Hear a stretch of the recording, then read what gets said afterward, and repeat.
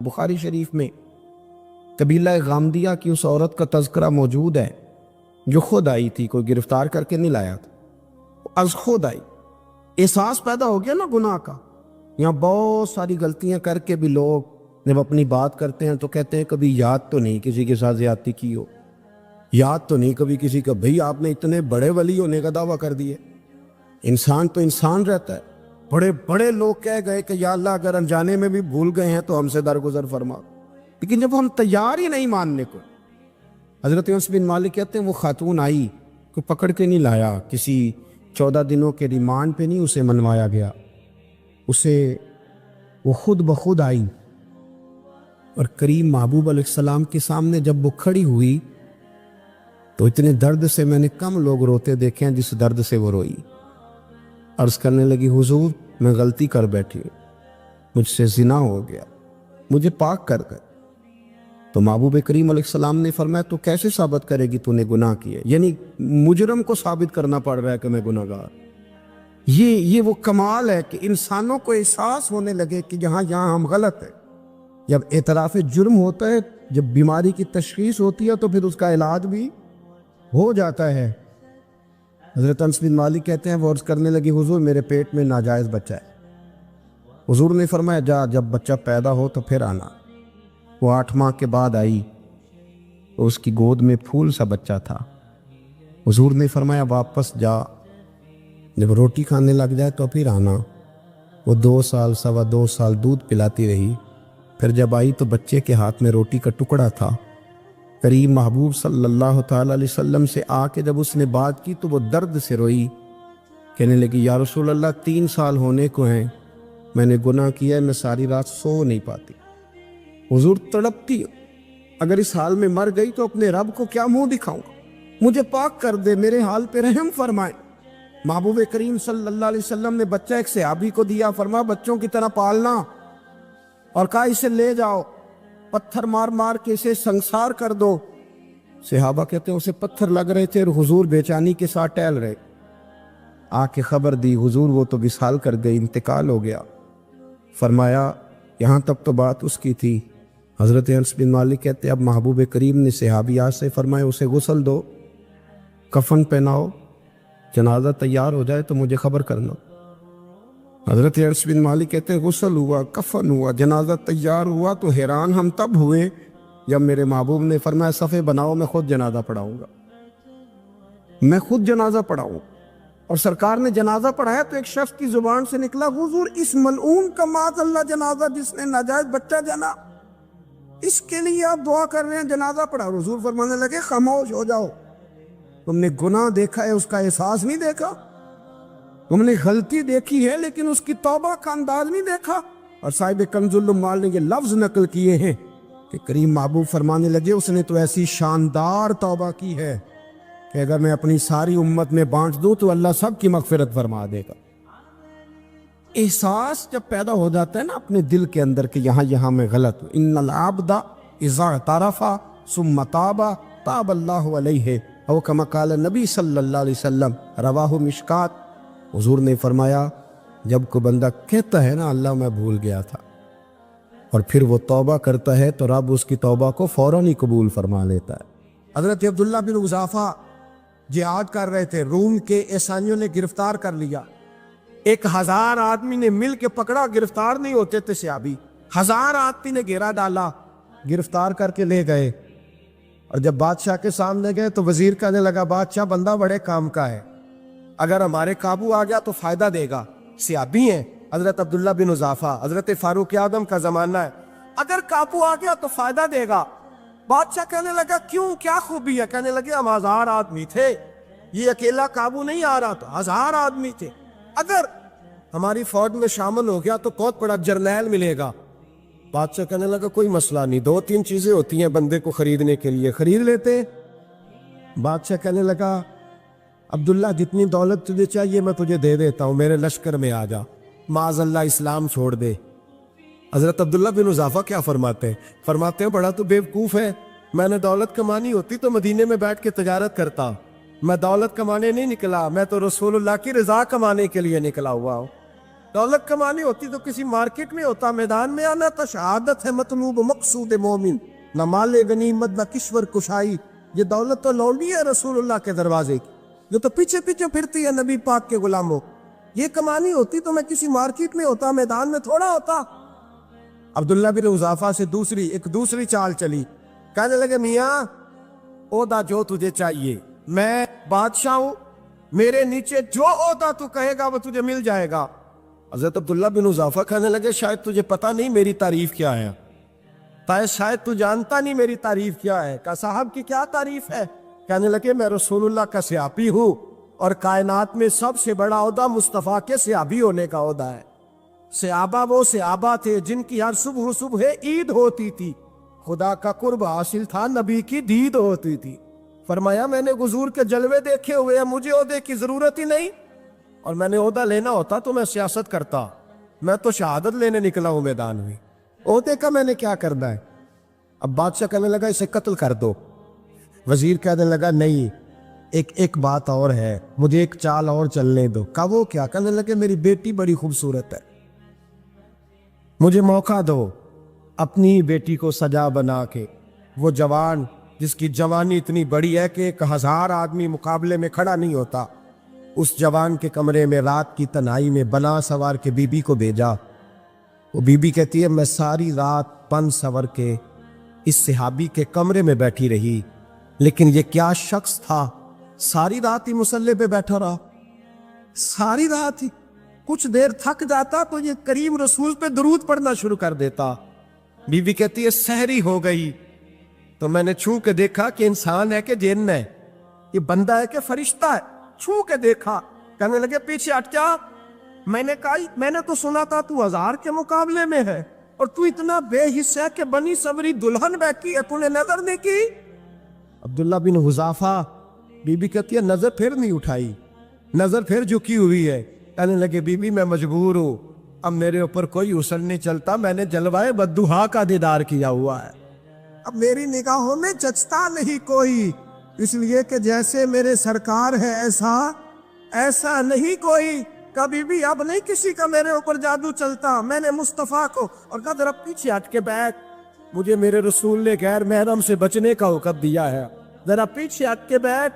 سحری کا وقت تھا تو بی بی کہتی ہے اس نوجوان کے جملے میرا سینہ چیر گئے، کلیجہ پھٹ گیا، چیخ نکلی، میں کفر کے عالم میں روئی۔ میں نے کہا مجھے بتا تو صحیح، آخر یہ جذبہ کہاں سے ملتا ہے؟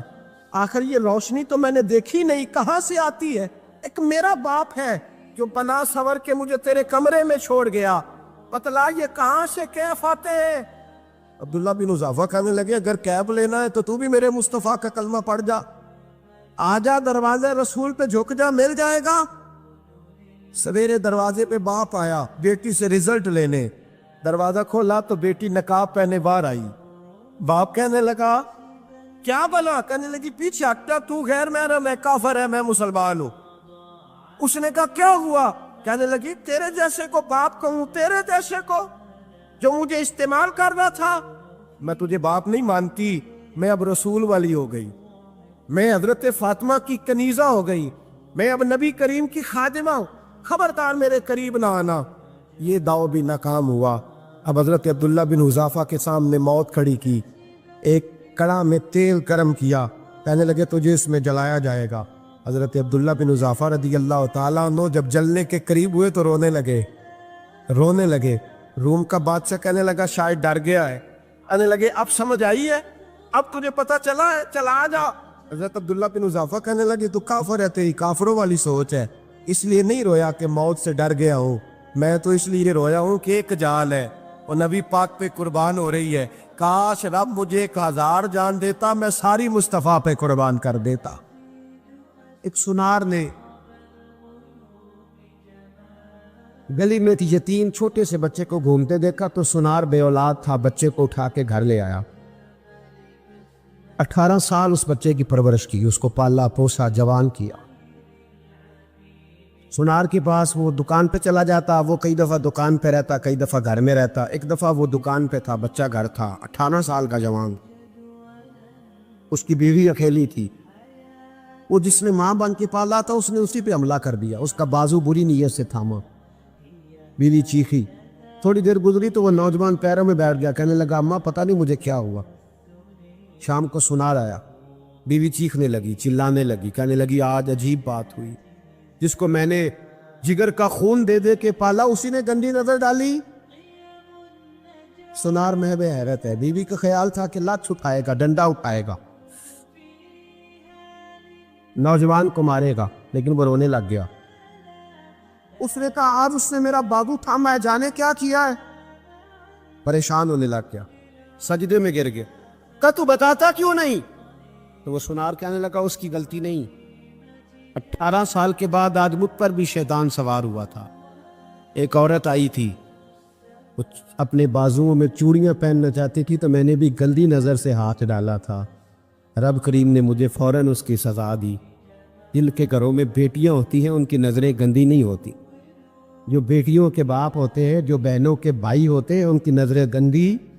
اور اگر تو ٹیلی فون کرتا ہے، تو کسی عورت کے ساتھ تعلق رکھتا ہے تو یہ بات لکھ لے، امام فخر الدین رازی 1، علامہ اسماعیل حقی 2، ملا جلال الدین رومی 3، امام خازن 4، امام جلال الدین سیوطی 5 حدیث کے استاد اور محدث لکھتے ہیں کہ اگر تو کسی پر گندی نظر ڈالے گا تو تیرا گھر بچ سکتا، یاد رکھ نہیں بچے، اس لیے کہ تیری نظر ہے، کسی کی بیٹی کو بیٹی سمجھ تاکہ تیری بچی کا پردہ قائم رہے، کسی کی بہن کو، یہ کیا بات ہوئی کہ تو جتنا مرضی گند معاشرے میں پھیلاتا رہے تیرا گھر بچا رہے، یہ کیسے ہو سکتا ہے؟ فَإِنَّ لَهُ مَعِيشَةً ضَنْكَ، اللہ فرماتے ہیں زندگی تنگ ہو جائے گی تیرے لیے مشکل، تو ڈھونڈتا پھرے گا کہ میں مرنے کو جگہ تلاش کروں۔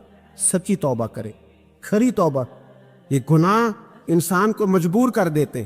حضرت عبداللہ بن مبارک رحمۃ اللہ تعالیٰ علیہ، ان کے سینکڑوں شاگرد تھے، ایک شاگرد کے انتقال کا وقت آیا تو گھر گئے ملنے۔ آپ کہتے ہیں میں نے زور لگا لیا پر اس کی زبان پر کلمہ جاری نہیں ہوا۔ میں اسے کہتا کلمہ پڑھ پر اس کی زبان پر جاری۔ اللہ اکبر، بہت بڑی نعمت ہے، دعا فرمائیں اللہ ایمان کی موت عطا فرما، ایمان کی موت دے اللہ کریم، ایمان کی موت دے۔ ایسے بھی لوگ دیکھیں ہیں، مسجد نبوی ہے، رسول اللہ کا شہر ہے، سر سجدے میں ہے، روح پرواز کر گئی، روح پر کتنا نصیبوں والا ہے، کتنا نصیبوں والا کہ مسجد نبی میں سر سجدے میں رکھا ہے، اور اللہ تبارک و تعالیٰ نے محبوب کے قدموں میں موت عطا فرمائی۔ حضرت عبداللہ بن مبارک کہتے ہیں میں نے اس کو کہا کلمہ پڑھ تو اس کی زبان پہ جاری نہیں ہوتا۔ میں بار بار کہتا تو وہ منت کرتا، کہتا حضور میں کوشش کرتا ہوں جاری نہیں ہوتا۔ فرماتے میں پریشان ہو کے اٹھا، ابھی میں دروازے پہ پہنچا تھا، اس نے چیخ ماری اور روح پرواز کر گئی۔ بچے رونے لگے، بیوی رونے لگی، تو میں نے اس کی بیوی سے کہا کہ یہ جرم کیا کرتا، اتنا بڑا پاپی پہ کلمہ جاری نہیں ہوا۔ اس کی زوجہ کہنے لگی حضرت جی 2 گناہ تھے اس کے، ایک تو یہ شراب کا عادی تھا، روکتی تھی باز نہیں آتا تھا، اور دوسری بات یہ کہ یہ اپنی اماں کا نافرمان تھا، وہ 2 گلیاں چھوڑ کے رہتی ہے، یہ کبھی ملنے نہیں گیا تھا، اس بوڑھی کا کلیجہ اس کی طرف سے بڑی تکلیف میں تھا۔ حضرت عبداللہ بن مبارک کہنے لگے جا تو بھی دعا کر، اس کی ماں کو بھی کہہ دعا کرے کہ یہاں تو یہ کلمہ نہیں اسے نصیب ہوا، اللہ کرے اللہ آخرت کی منزلیں اس کی بہتر فرما دے۔ حضور صلی اللہ علیہ وسلم کے پاس ایک مہمان آ گئے رات کے وقت میں، جب وہ آئے تو حضور نے پوچھا کھانا کھانا ہے؟ تم نے کہا کھانا ہے۔ جھوٹ اور بھوک کو جمع کرنا منع ہے، کہا جی کھانا ہے۔ تو حضور صلی اللہ علیہ وسلم نے فرمایا ازواج مطہرات کے گھروں میں پتہ کرو کچھ ہے۔ حضرت ام سلمہ کے گھر میں پتہ کیا تو کہا یا رسول اللہ 4 دن سے روٹی نہیں پکی۔ حضرت زینب سے پوچھا تو کہا حضور کئی دن سے چولہا ہی نہیں جلایا۔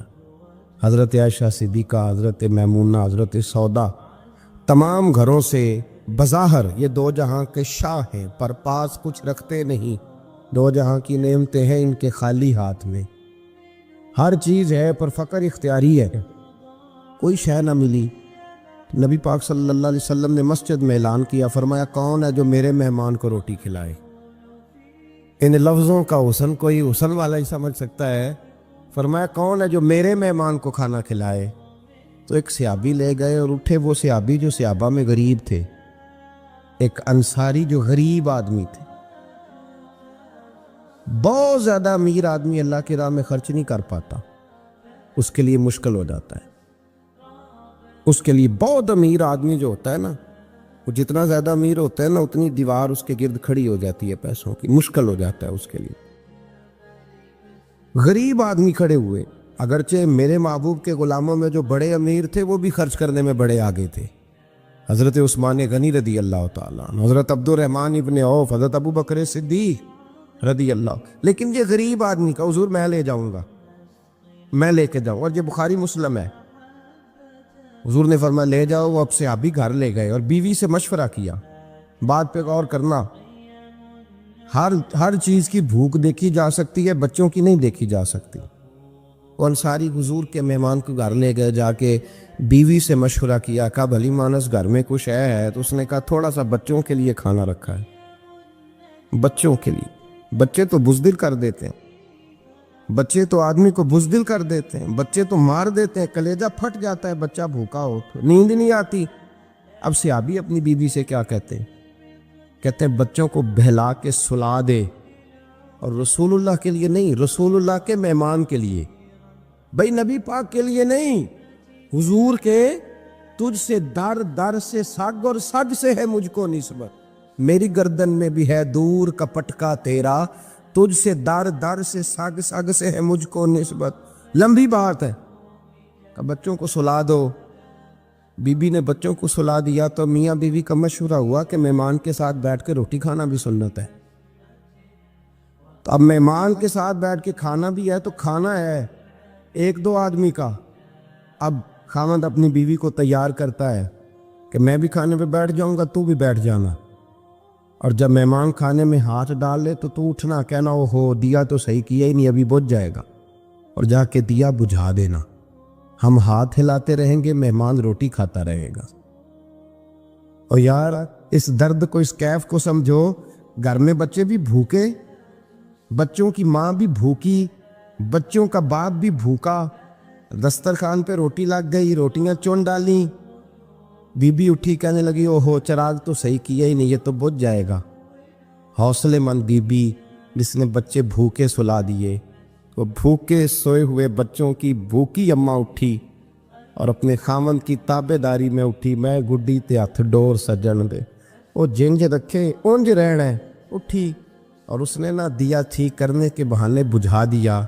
مہمان روٹی کھاتا رہا اور رسول اللہ کے نوکر قربانی دیتے رہے۔ وہ روٹی کھا کے سیر ہو کے بستر بچھایا تو سو گیا۔ یہ میاں بیوی ساری رات بچوں کی طرف دیکھتے رہے اور غور کرتے رہے اور راضی رہے کہ ہم نے حضور کا فریضہ نبھایا ہے۔ قربان جاؤں محبوب پہ، بے خبر ہو جو غلاموں سے وہ آقا کیا ہے۔ وہ صحابہ وہ اگر قربانیاں دیتے تھے تو جو اعزاز ملتا تھا وہ بھی بڑا شان والا ہے۔ صحابی کہتے ہیں میں فجر کی نماز پڑھنے مسجد آیا، پہلا قدم رکھا تو میرے کریم بولے، حضور نے فرمایا رات جو تو نے اور تیری بیوی نے عمل کیا ہے خدا کو بھی بڑا پسند آیا ہے، محمد مصطفیٰ کو بھی بڑا پسند ہے۔ اور پھر ایک لفظ اور ہے حدیث میں، ایک روایت میں کچھ جملے اور بھی ہیں۔ حضور نے فرمایا جب تو اور تیری بیوی رات مہمان کے ساتھ احسار کر رہے تھے نا، تو عرش کا مالک تمہیں مسکرا کے دیکھ رہا تھا، رب تمہیں دیکھ کے مسکرا رہا تھا، رب تمہیں دیکھ کے مسکرا، تر بامنی پہ شیخ ہماری نہ جائیے، ہم دامن نچوڑ دیں تو فرشتے وضو کریں۔ پر میں وہ مسکرا رہا تھا کہ میرے بندے میرے رسول کی رضا کے لیے کیا کر رہے ہیں۔ اور صاحب دیکھو، نبی پاک کے لیے نہیں، خاندان کے لیے نہیں، خاندان نبوت کے لیے نہیں، حضور کے نہ سمجھے یار، اس پہلو کو سمجھے۔ نبی پاک کے بریلی کے امام بول پڑے، فرمانے لگے تجھ سے در سے سگ سے ہے مجھ کو نسبت، تجھ سے در سے سگ کتے کو کہتے ہیں فارسی میں۔ فرماتے محبوب تیرا دروازہ اور دروازے پہ کتا، اور کتے کے پاس میں بیٹھا ہوں، چلو کتے کے پاس تو بیٹھا ہوں نا، میری گردن میں بھی کوئی تو پٹکایا ہی ہے نا، تجھ سے در سے سگ اور سگ سے ہے مجھ کو نسبت، چلو میری گردن میں بھی ہے دور کا پٹکا تیرا۔ قرآن مجید بول اٹھا، رب کریم نے فرمایا حبیب یہ تیرے غلام وہ ہیں کہ وَيُكْسِرُونَ عَلَىٰ أَنفُسِهِمْ وَلَوْ كَانَ بِهِمْ خَصَاصَةٌ، فرمایا ان کا حال یہ ہے کہ جس چیز کی شدید حاجت ہوتی ہے وہ بھی اپنے بھائیوں پہ قربان کر دیتے، وہ دے دیتے ہیں تیرے نام پہ، جب مکے والے مدینے آئے انصار مدینہ تو میرے مصطفیٰ کریم نے فرمایا نہ تمہاری نسلیں ایک ہیں نہ قبیلے ایک ہیں، لیکن تمہارا نبی ایک ہے، تمہارا رسول ایک، خدا ایک، کتاب ایک، تمہارا میری وجہ سے رشتہ ہے۔ چلو اپنے بھائیوں کے ساتھ احسار کرو، چلو احسار کرو۔ اگر کسی کے 2 مکان تھے تو اس نے ایک اس کو دے دیا جو مکے سے آیا تھا، 2 باغ تھے تو ایک دے دیا، کسی کے پاس ایک تھا تو آدھا بانٹ کے دے دیا، ہر چیز تقسیم کر دی۔ حالات بدل جاتے ہیں، حالات بدل جاتے ہیں۔ تلک الایام نداولها بین الناس، اللہ لوگوں کے درمیان دن بدل دیتا ہے، حالات بدل گئے۔ بڑا مال غنیمت آیا، بنو نذیر کا علاقہ فتح ہوا تو میرے رسول پاک صلی اللہ تعالی علیہ وسلم نے انصار مدینہ کو اکٹھا کیا، فرمایا بھئی مال اب بڑا آ گیا ہے۔ 2 باتیں یہاں تو اس طرح کرتے ہیں کہ میں ان کو کہتا ہوں جو مکے سے آئے تھے کہ جتنی تمہاری جائیدادیں باغ انہوں نے لیے ہیں واپس کر دیتے ہیں تمہیں، اور جو مال آیا ہے وہ بھی تم میں سے آدھا آدھا دونوں کے درمیان بانٹ دیتے ہیں، یا جیسے تمہارا دل چاہے تمہارے مال بھی واپس کرتے ہیں، اور جو وہاں سے مال آیا وہ تمہارے بیچ بانٹ دیتے ہیں، یا اگر تم کہو تو یہ مال ان کو دے دیتے ہیں مہاجرین کو، تمہیں تمہارے مال واپس مل جاتے۔ حضور نے پوچھا انصار مدینہ سے، حضرت سعد بن معاذ، سعد بن عبادہ تڑپ کے کھڑے ہوئے، عرض کی محبوبہ میں تو ابو بکر کو جانتا ہی نہیں تھا، حضور مجھے کیا پتا عمر کون ہے، میں کیا جانوں عثمان غنی مولا علی کی عظمتوں کو، محبوبہ میں نے تو تجھے ان کی طرف مسکرا کے دیکھتے ہوئے دیکھا ہے، تیرا جلوہ دیکھا ہے، تجھ سے در در سے ساگ ساگ سے ہے مجھ کو نسبت، یا رسول اللہ صلی اللہ علیہ وسلم ہم سے مشورہ نہ کریں، آپ اس طرح کریں جو جائیدادیں ہم نے انہیں دی ہیں وہ بھی ان کے پاس رہنے دیں، اور جو مال آیا ہے وہ بھی ان میں تقسیم کر دیں، اس لیے کہ ہمیں تو بس اتنا پتہ ہے کہ یہ آپ کے غلام ہیں، آپ کے نوکر ہیں، ہمیں اس سے زیادہ کسی چیز کے کوئی غرض، بس آپ کے غلام ہیں، بات ختم ہو گئی۔ حضور خاموش ہو گئے۔ صحابہ کہتے ہیں دیر کے بعد ہم نے کہا فیصلہ ہونا چاہیے، فیصلہ پتہ کیا ہوا؟ حضور نے ہاتھ اٹھائے، کہا اے اللہ میرے مدینے والوں پہ رحم فرما، اے اللہ میرے انصار پہ رحم فرما، اللہ ان کے جذبے قبول فرما۔ بھائی اظہار والی زندگی، وہ کیا بات ہوئی کہ میں نے بڑی قربانی دی ہے، تو اور جب تک تو قربانی نہیں دیتا تو قدر والا نہیں ہوتا۔ جو چیز قربانی سے حاصل ہوتی ہے اس کی قدر ہوتی ہے، جو چیز مفت میں آ جاتی ہے اس کی کوئی قدر نہیں ہوتی، کوئی قدر نہیں۔ میں اکثر سوچتا ہوں کہ حضرت خواجہ اجمیری کے خلیفے اجمیر میں بھی تو ہونے چاہیے تھے نا، لیکن ان کے خلیفے اجمیر میں نہیں ہوئے، دلی میں ہوئے۔ تو میں سوچتا ہوں دلی والوں کے خلیفے دلی میں ہونے چاہیے، لیکن دلی میں نہیں ہوئے، پاک پتن میں ہوئے، تو پاک پتن والوں کے یہاں ہو جاتے، اس لیے کہ قربانی جو دیتا ہے نا، جو دور سے چل کے آتا ہے وہ قربانی کرتا ہے، قربانی دیتا ہے، اس کو قدر زیادہ ہوتی ہے۔ ہم نے کسی شے کے لیے کبھی قربانی نہیں دی، نہ دین کے لیے، نہ قرآن کے لیے، نہ مسجد کے لیے، نہ شیخ کے لیے، نہ طریقت کے لیے، قربانی تو ہے ہی نہیں۔ تو جو شے مفت ملتی ہے اس کا نہ مزہ آتا ہے نہ قدر ہوتی ہے۔ جو چیز قربانی کر کے لیتے ہو نا، قربانی کر کے، اس کی قدر ہوتی ہے۔ کسی لیے کہا تھا کسی درویش نے، اس نے کہا تھا قدر نبیدہ ایک کی جانن دنیا دار کمینے، قدر نبیدہ جانن والے سو گئے وچ مدینے۔ ان سے پوچھو نا، ان سے پوچھو ان حضرات کو کتنی قدر تھی۔ قربانی اپنی زندگی میں دینا سیکھیں۔ ایک ہوتی ہے بندے کی ذاتی خواہش، اس کو کچلنا بڑا مشکل ہوتا ہے۔ قربانی بڑی ضروری چیز کا نام ہے، اور جو قربانی دینا سیکھ جاتا ہے وہ بچ جاتا ہے۔ کتیا 6 بچے جنم دیتی ہے لیکن قربانی نہیں نہ دیتی بچوں کی، تو ریوڑ نہیں بنتے، اجڑ نہیں بنتے۔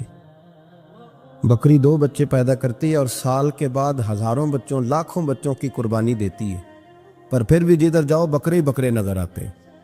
جو قربانی دینا سیکھ جاتا ہے نا، یزید نے کوئی قربانی نہیں دی، اس لیے کوئی شخص بھی کھڑا ہو کے نہیں کہتا، حالانکہ 14-15 بیٹے تھے یزید کے، کوئی بھی کھڑا ہو کے نہیں کہتا میں اس کی نسل میں سے ہوں۔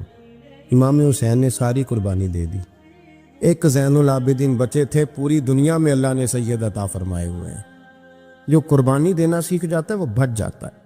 ہم نا قربانی کیا، ہمارے پاس تو اضافی شے ہے وہی دینے کو تیار نہیں۔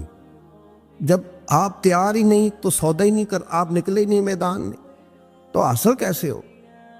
حصول تو تب ہوگا نا جب آپ کوئی انویسٹمنٹ کریں گے. تو آپ انویسٹ ہی نہیں کر رہے تو بھائی آپ نے پودا ہی نہیں لگایا تو پھل کیسے ملے؟ قربانی نہیں دی تو وہ درجہ کیسے ملے؟ اس کے لیے تو قربانی ضروری ہے. اب تمام صحابہ کی زندگی پڑھ لیں، حضرت ابو بکر سے لے کر حضرت بلال تک، یہ سارے قربانی والے ہیں. آپ تمام اولیاء کی صفت پڑھ لیں، حضرت غوث اعظم، جیلانی، داتا علی اجویری، خواجہ معین الدین، یہ سب قربانی والے لوگ ہیں. قربانی دیتے رہے تو بچے ہوئے ہیں. ان کے جو ساتھ تھے وہ بھی قربانیوں والے تھے. قربانی حصہ ہے طریقت کا، قربانی ضروری ہے. اور ہمارے صوفیاء تو کہتے ہیں جس شخص نے تصوف میں آ کے قربانی نہیں دی. بزرگوں کے پاس ایک شخص آیا، غالباً خواجہ نظام الدین محبوب الہی کی بات ہے، میرے ذہن میں نام پورا نہیں سما رہا. تو ایک مرید نے آ کے کہا حضور زکوٰۃ کتنی دینی ہے؟ فرمایا 2.5%. تھوڑی دیر کے بعد حضرت نصیر الدین چراغ دہلوی آ گئے، کہا حضور اللہ کے راستے میں کتنے دینے ہیں؟ فرمایا 50%. ایک ساتھی قریب بیٹھا تھا، اس نے کہا پہلے کے لیے 2.5% کا فتویٰ تھا، اس کو کہہ دیا آدھے دے دے. چند منٹ گزرے تو حضرت امیر خسرو بھی آ گئے. کہا حضور زکوٰۃ کتنی دینی ہے؟ فرمایا جو ہے سارا ہی لے آ، تیری 100% ہے. تو وہ ساتھی جو قریب بیٹھے تھے اس نے کہا بابا فتوے علیحدہ علیحدہ ہیں. فرمایا فتویٰ ایک ہی ہے، بندے علیحدہ علیحدہ ہیں. فتویٰ ایک ہی ہے، مجھے پتہ ہے کون کتنے دے سکتا ہے. وہ جس کو میں نے 2.5% کہا ہے وہ بھی جا کے حساب کتاب کرے گا، اس نے 2.5 بھی پورا نہیں دینا. اور فرمایا جس امیر خسرو کو میں نے کہا نا سارا لے آ، اس کا دل کرے گا میں اپنا مکان بھی توڑ کے لے آؤں. میں نے فتویٰ ایک ہے، بندہ دیکھ کے بات کی ہے. بھائی قربانی نہیں ہے، اظہار ہی نہیں ہے، جذبہ ہی نہیں ہے، ہمارا مزاج ہی نہیں ہے. لیکن نا یہ اب ایک تو شریعت کی قربانی ہے نا یہ، تو اس پہ بھی لوگ بڑا سوچیں گے، اس پہ بھی لوگ بڑا سوچیں گے. فتوے پوچھتے پھریں گے کہ جی میرے اوپر تو ابھی میں نے تو 15,500 قرضہ دینا، دوں کہ نہ دوں، کون سی دوں؟ فتوے پوچھیں گے. دینے کی دفعہ فتوے پوچھیں گے اور لینے کی دفعہ چھٹی، جو آتا ہے آنے دو. کبھی لینے کی دفعہ بھی فتویٰ پوچھنا صاحب کہ یہ مجھے اتنا مال آ رہا لے لوں کہ نہ لوں. وہ لے لیا، قابو کر لیا. جب دینے کی باری آئی تو فتویٰ احصار کرے. اور احصار صفت ہے مسلمان کی، یہ احصار کرنے لگتا ہے تو بچنے لگ جاتا ہے، اس کا فائدہ ہونے لگ جاتا ہے. قربانی دینے لگ جاتا ہے تو بچ جاتا ہے. کسی نے کہا تھا سن اے مسلمان، یہ نقطہ فیض قرآنی میں ہے، عظمت و اسلام اور مسلم صرف قربانی میں ہے. اگر تو جینا چاہتا ہے تو قربان ہو. حضرت سیدنا ابو بکر صدیق فرماتے ہیں میں حضور کے سامنے بیٹھا، ایک شخص آیا، اس نے آ کر کے کہا یا رسول اللہ صلی اللہ تعالی علیہ وآلہ وسلم، یہ میرے ہاتھ کے اندر خنجر ہے، میں قتل کر کے آیا ہوں. قاتل کھڑا ہوا. ایک طرف قرآن مجید کا حکم ہے کہ جس نے ایک آدمی کو قتل کیا پوری انسانیت کو قتل کیا. حضور یہ خنجر ہے، قتل کر کے آیا ہوں. میرے مصطفیٰ نے فرمایا کس کو قتل کیا؟ عرض کی حضور سگی بہن کو مارا ہے. سگی بہن تھی، میں نے قتل کر دی. میرے نبی پاک صلی اللہ علیہ وسلم نے فرمایا کیوں مارا؟ پیار نہیں تھا؟ کہا محبوبہ بہن سے کس کو پیار نہیں ہوتا، بڑا پیار تھا، پر مارا کیوں؟ تو صحابی رونے لگے، کہنے لگے محبوبہ میں بڑا پیار کرتا تھا، پر وہ کافرہ تھی، مشرکہ تھی، بڑا پیار کرتا تھا. جب بھی اس کے پاس جاتا وہ آپ کے بارے میں بات چھیڑ دیتی. میں اس کو کہتا سارا کچھ کر لے، میرے نبی کے بارے میں بات نہ کر دو. میں ہر شے سہ لیتا، پر مصطفیٰ کریم کی ذات کے بارے میں کوئی بات برداشت کرنے کی طاقت نہیں رکھتا. یہ والا جملہ نہ کہنا. میں اس کو روکتا، منع کرتا، وہ باز نہ آتی. کہتے ہیں آج اس نے اتنی سخت بات کی کہ میں اس کا گلا کاٹ آیا ہوں، قتل کر دیا ہے. حضور میرے لیے حکم کیا ہے؟ تو نبی پاک نے فرمایا جا، تیرے اوپر کوئی سزا نہیں، تو نے جو کیا ہے اچھا ہی کیا ہے، یہ اچھا کر ڈالا ہے جو تو نے کیا ہے. ایک صحابی نابینا تھے، آنکھوں سے نظر نہیں آتا تھا، رشتہ کوئی نہیں دیتا تھا، معذور آدمی تھے. نکاح ہوا، شادی ہوئی، 2 بیٹے دیے اللہ، گھر بس گیا، بیوی کپڑے دھو کے دیتی، خدمت کرتی، روٹی پکا کے دیتی، بچے بڑے حسین تھے. اور وہ صحابی خود فرماتے ہیں، نابینا صحابی کہتے ہیں موتیوں کی طرح کے میرے بچے، جو بھی آتا آ کے کہتا تیرے موتیوں کی طرح کے لال ہیں. لیکن آپ فرماتے ہیں ایک صبح اعلان ہو گیا، مدینے میں شور ہو گیا، کچھ نابینا صحابی کی بیوی قتل ہو گئی، کسی نے خنجر کے دبایا، مر گئی ہے. کہتے ہیں اس کے لواحقین اکٹھے ہوئے، در رسالت مآب پہ آئے، آگے کہنے لگے حضور ہمارا قاتل ڈھونڈ کے دیں، ہماری بیٹی کو کس نے مارا؟ میرے رسول پاک نے مجمع پہ نظر ڈالی، فرمایا بھائی مجھے کہنے کی ضرورت نہ پڑے، اگر قاتل موجود ہے تو خود اٹھ جائے۔ خود اٹھے، وہ نبینا صحابی بیچ میں سے اٹھ کے کھڑے ہو گئے، کہنے لگے سونیا قاتل کوئی باہر نہیں، میں خود قاتل ہوں، میں نے مارا ہے، میں قاتل ہوں، میں نے مارا ہے۔ مصطفیٰ کریم سید عالم صلی اللہ علیہ وسلم نے فرمایا تجھے تو اس کی بڑی ضرورت تھی، بڑی حاجت تھی، تیری بیوی تھی، تیرا گھر سنبھالتی تھی، تیرے بچے تھے۔ صحابی عرض کرنے لگے حضور سارا کچھ ٹھیک تھا پر وہ آپ کی بے ادب تھی، حضور اس کے آنے سے میرا گھر بس گیا، روٹی پکنے لگی، کپڑے ملنے لگے، اولاد ہونے لگی، میں دنیا پہ آ گیا، لیکن محبوبہ میں نے وہ سکھ کیا کرنے ہیں جو تیری بے ادبی پر تعمیر کیے جائیں۔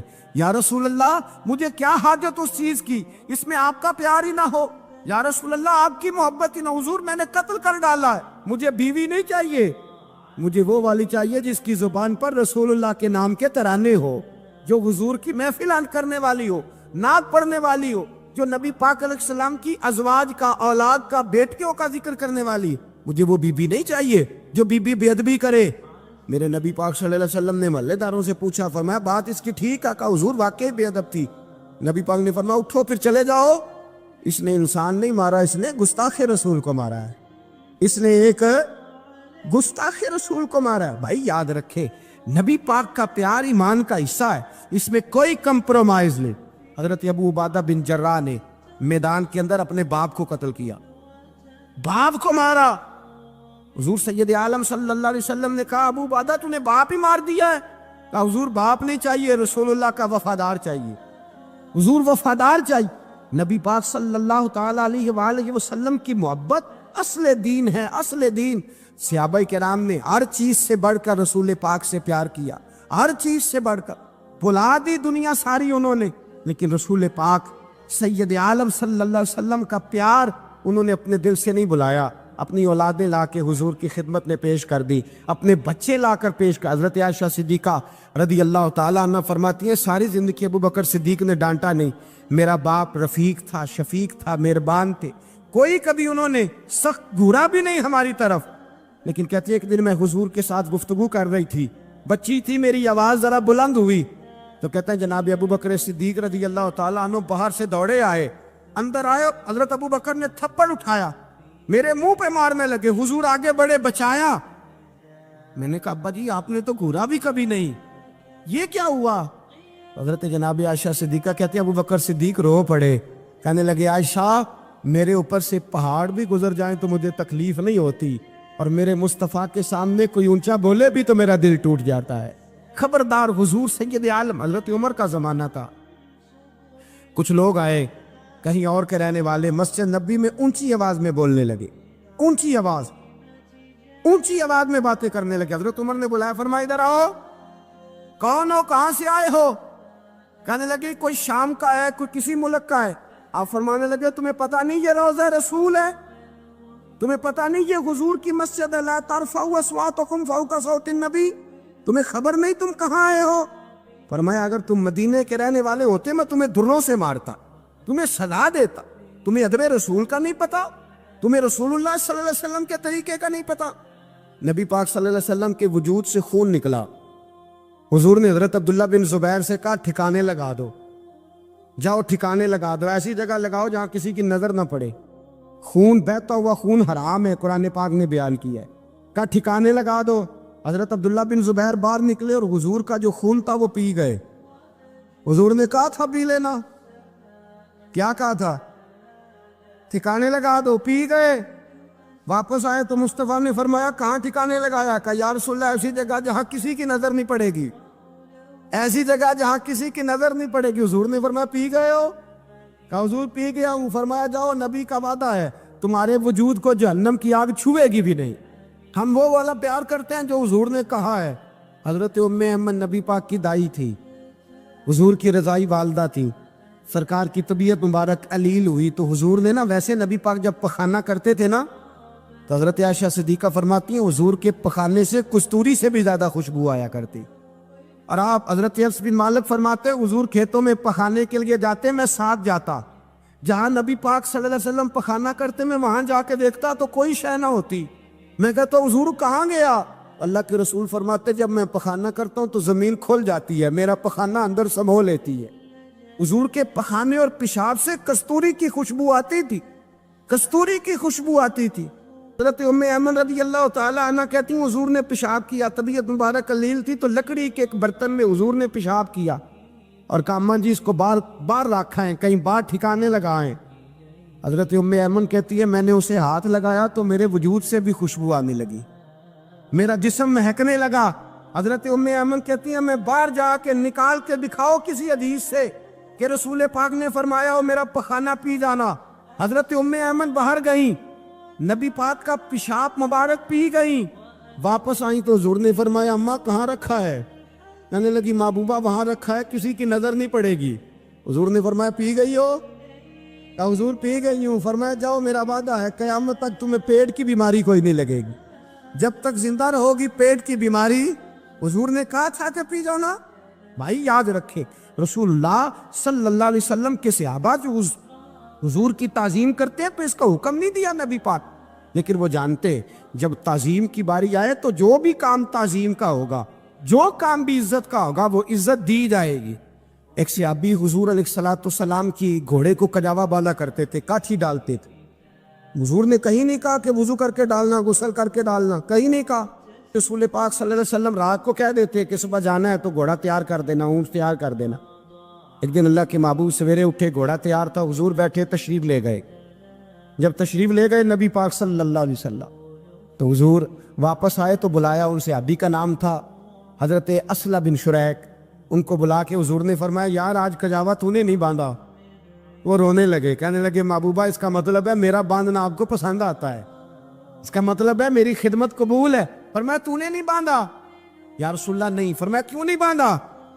کیا جواب ہے، کیا حسن ہے۔